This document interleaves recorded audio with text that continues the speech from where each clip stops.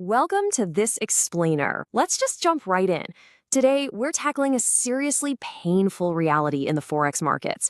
We're looking at why the vast majority of traders consistently lose money, and more importantly, exactly how we can fix it. We are going to strip away the noise, the overly complex indicators, and all that endless chart clutter, and focus on the one true advantage you actually have in the markets. 90%. Yep, 90%. That is the massive failure rate for retail traders. And honestly, it's because for most people, trading is just frantic. It's totally reactive. You're glued to the screen, right? You see a giant green candle pump, the FOMO hits hard, you click buy, and bam, it instantly reverses. You panic, hit sell, and just get chopped to pieces. It's a vicious cycle fueled by dopamine and this urgent feeling that you literally have to be in a trade at all times. So you force it. So here's our roadmap to cut through all that chaos. First, the retail trap. Second, think like smart money. Third, the 5-step logic. Fourth, patience is your edge. And finally, protect capital first. All right, part one, the retail trading trap, and why chasing the market is a guaranteed way to fail. Look, retail traders usually blow their accounts because they just can't sit still. They overtrade, constantly needing to be in the action. They enter way too early because they're trying to anticipate a move instead of actually waiting for the market to prove itself. They chase massive, fast-moving candles out of pure greed, and suddenly, all those strict confirmation rules they promised to follow, out the window. Like one of our sources nailed it. You aren't really losing trades. You're losing control. The market isn't out to get you. You're just wrecking your own account the second you let emotions take the wheel instead of your trading plan. Moving on to part two, thinking like smart money. It's all about logic over emotion. Now, what's absolutely fascinating here is this stark contrast. On one side, you've got the retail mindset, totally fueled by hope, fear, and forcing setups that just aren't there. But on the flip side, smart money. We're talking large institutions, central banks, and hedge funds. They operate on pure, cold, mechanical logic and patience. They don't guess, and they certainly don't panic. Seriously, the market is basically just a giant machine designed to transfer wealth from the impatient retail trader right into the pockets of the patient institutional ones. Listen, your only job, your one goal as an independent trader is not to possess a crystal ball and predict the future.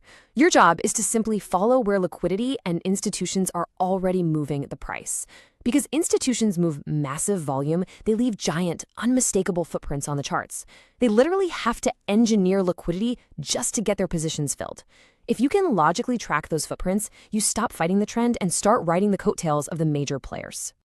Which brings us to part three, the 5-step logic. Let's break down the mechanical approach. Okay, this right here is your structural edge. Step one, identify the trend on the higher time frame, because context is absolutely everything. Step two, mark your liquidity areas. Step three, wait for a liquidity sweep and a break of structure. Step four, enter strictly on confirmation. And step five, risk small. Actually, let me emphasize that. If you force yourself through this exact step-by-step progression every single time, you magically transform trading from a stressful, guessing game into a calm, predictable, highly effective business process. Let's zoom in on step two, marking liquidity. Where exactly is the smart money hunting for orders? Well, they target the exact spots where retail traders naturally hide their stop losses. We're talking equal highs, equal lows, previous daily highs and lows, or the extremes of the Asian, London, and New York sessions. Think of these levels as massive price magnets, simply because institutions desperately need that resting liquidity to absorb their huge orders. And that brings us to a game-changing concept, the liquidity sweep. This is when institutions deliberately shove the price just past those obvious highs or lows we just talked about. Why do they do it? To trigger a cascade of retail stop losses and trap the guys trying to trade the breakout. It looks like a legit breakout, but nope, it is a trap. Honestly, understanding this single concept is the aha moment that explains why you always seem to get stopped out right before the market reverses and goes exactly where you thought it would. So the trap springs, the sweep happens, but guess what? We still sit on our hands. We do absolutely nothing until we see a break of structure, or a BOS. This is a clear, confirmed price break past a recent structural level, going in the opposite direction of the sweep. This is your undeniable mechanical proof that the fakeout is over and the real intended institutional move has actually kicked off. No BOS, there is no setup. It really is that simple. And here's where your discipline is really put to the test. Even after you get that beautiful break of structure, you absolutely cannot chase those big momentum candles. Nope. Instead, you wait for the retracement. You let the market exhaust itself and pull back into your specific zone of interest. Usually that's an order block or a fair value gap, basically the footprints of leftover institutional cash from that initial push. You are literally demanding that the market gives you the absolute best possible price before you risk a single dime.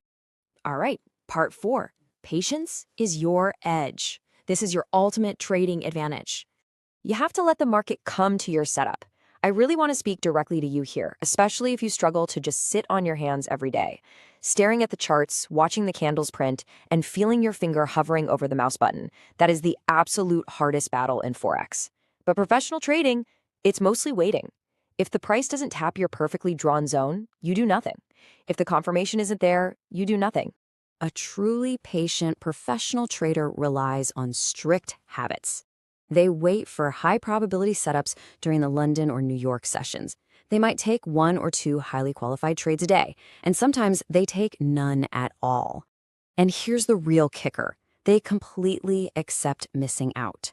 If a move runs without them, whatever. They don't revenge trade. They just accept it as part of the business, follow the plan like a machine, and completely avoid that emotional roller coaster.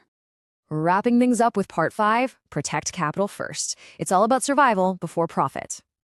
Remember, waiting is not missing out. Having the ironclad patience to reject mediocre setups is how you actively protect your hard-earned capital.